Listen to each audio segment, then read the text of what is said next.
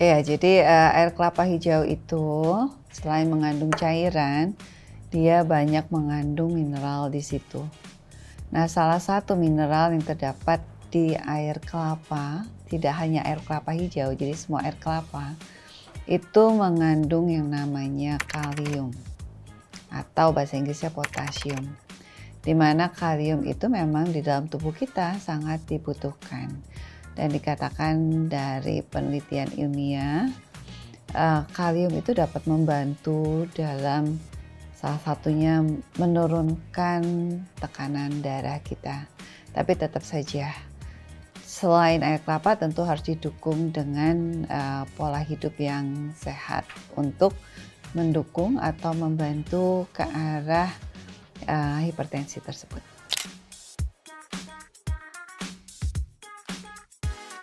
Jadi ya karena kalau air kelapa kita bisa katakan dia cairan ya.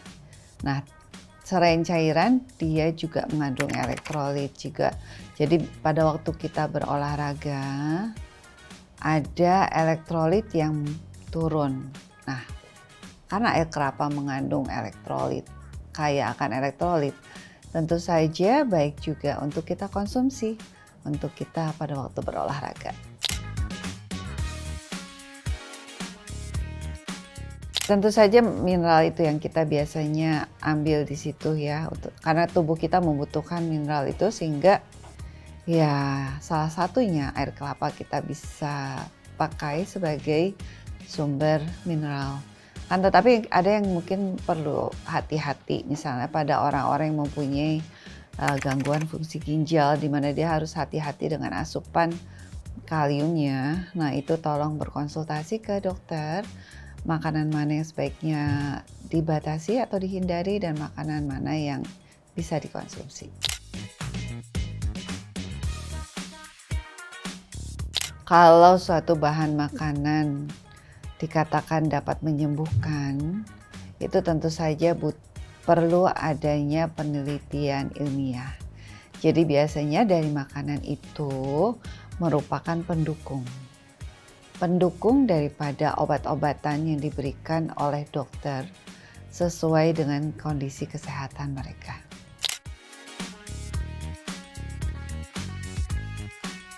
Ya, jadi air kelapa karena dia bukan obat ya, dia suatu makanan pendukung. Jadi nutrisi pendukung yang kita butuhkan untuk proses dalam tubuh kita bisa berjalan dengan lancar. Selain mineral yang terdapat di air kelapa tersebut, juga ada cairan yang terdapat di situ. Jadi tentu saja dia bukan obat yang akan berfungsi untuk menyembuhkan. Apalagi di zaman sekarang banyak beredar dikatakan, oh iya pada pandemi ini untuk COVID ini disarankan minum air kelapa atau gimana. Tidak, karena tetap saja untuk menyembuhkan virus COVID itu obatnya juga kita belum jelas. Kita belum tahu. Jadi tidak bisa dikatakan air kelapa itu obat, tidak. Tapi tentu saja dengan nutrisi yang bergizi lengkap dan seimbang, jadi lengkap apa yang dikonsumsi baik dari karbohidrat, protein, lemak. Yang kita perlu perhatikan adalah asupan protein mesti cukup, itu sering yang dilupakan oleh orang-orang yang ingin menjaga daya tahan tubuh atau yang sedang menderita. Asupan proteinnya sering tidak cukup, sedangkan protein itu penting sekali untuk dikonsumsi. Kadang mereka salah pilih, mereka pilihnya mungkin lebih banyak karbohidrat atau lebih banyak gula. Hal tersebut tentu saja tidak membantu dalam mempercepat penyembuhan suatu penyakit, karena tetap kita harus membatasi asupan gula, terutama gula sederhana atau karbohidrat sederhana. Karena kalau kita mengkonsumsi gula berlebihan ditambah dengan asupan lemak jenuh yang berlebihan dari goreng-gorengan atau dari misalnya santan-santan, itu tidak membuat kita jadi lebih sehat. Bahkan mungkin daya tahan tubuh kita menjadi turun. Jadi asupan protein itu yang kita perlu perhatikan. Protein mana yang kita sebaiknya konsumsi, tentu saja yang mengandung rendah lemak jenuh, misalnya ikan laut atau ayam, putih telur. Kalau mau protein nabati silahkan, ada kacang-kacangan, ada tahu atau tempe, tolong itu konsumsi. Kita sebaiknya memilih lemak bagus, misalnya terdapat di ikan laut atau di minyak zaitun atau di minyak canola. Itu boleh silahkan, tapi kita batasi asupan lemak jenuh, di mana asupan lemak jenuh itu memang banyak terdapat di makanan yang goreng-gorengan atau makanan mengandung tinggi santan atau daging-daging yang tinggi lemak. Itu malah yang sebaiknya kita batasi. Nah, air kelapa di sini ya boleh saja dikonsumsi untuk membantu meningkatkan membantu memenuhi, memaksimalkan kebutuhan nutrisi kita, salah satunya mineral dan cairan.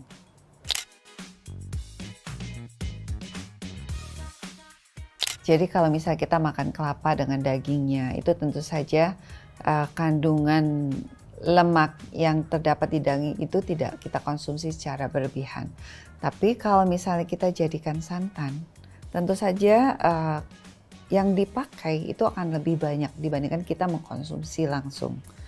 Nah, kandungan santan ya mengandung lemak jenuh juga, yang tentu saja perlu kita batasi. Tidak boleh berlebihan, kita butuh lemak jenuh, tapi tidak banyak, tidak berlebihan. Dan di masa pandemi juga asupan lemak jenuh harus kita usahakan untuk kita batasi. Jangan berlebihan, kita lebih memilih asupan lemak tidak jenuh.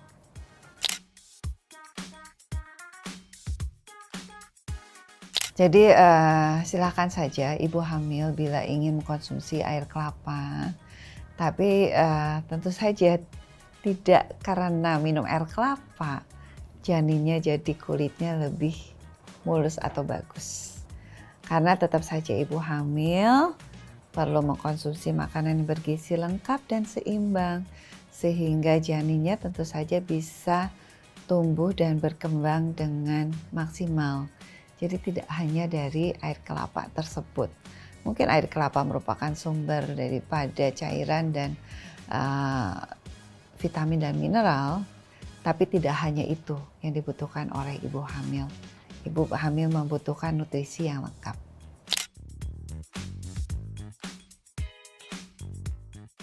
Jadi gini, kalau kita seharian mengkonsumsi air kelapa berlebihan, tentu saja kita jadi lebih kenyang. Karena cairan yang kita konsumsi tersebut juga akan menempati tempat di lambung kita. Nah, kalau kita mengkonsumsi berlebihan, mungkin asupan nutrisi yang lain yang sebenarnya kita dibutuhkan, misalnya protein tadi, itu jadi tidak bisa maksimal karena kita sudah kenyang dengan mengkonsumsi air kelapa tersebut. Tidak hanya protein yang bagus kita butuhkan, sumber vitamin dan mineral yang lain juga itu terdapat di sayur-sayuran dan buah yang lain. Jadi kalau terlalu berlebihan air kelapa, mungkin asupan nutrisi yang lain tidak bisa kita penuhi dengan maksimal, sehingga bisa saja kebutuhan nutrisi yang kita butuhkan tidak bisa secara maksimal kita dapatkan karena mungkin kita sudah terlalu kenyang dengan minum air kelapa.